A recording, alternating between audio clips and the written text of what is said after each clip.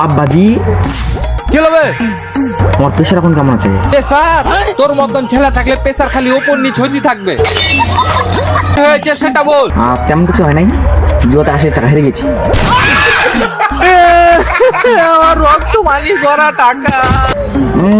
ভালো কথা, বন্ধু মারা দাদুকে বকাতে যাবে না, সব জায়গা তুমি নিজের নামে করে নিয়েছো। পরবর্তী তো ফুটুর পাঁচা আবার উল্টালটা কথা বললে। ভুরকুন্ডা থেকে হার লেগে এক বান্ডিল বিড়ি গালা লিয়ে গে। বিড়ি নাই, বিড়ি শেষ হয়ে গেছে। কোন মোটরসাইকেল? কেন বে হারকে মোটরসাইকেল কি হলো? মোটরসাইকেলটা বিক্রি করে তো জোর টাকাগুলো শোধ করেছি।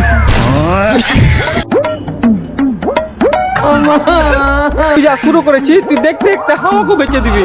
তোমার ফটো দেখাইছি, শালার 1300 টাকা দিয়েছে। আমি বললাম যতই সুরের মতো মুখ কেন আমার আপনার এত কম রেটে আমি দিতে পারবো না।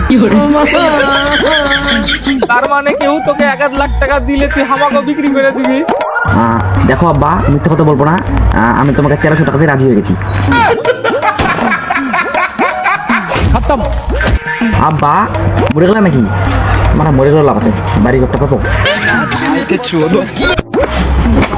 ও মরো নাই।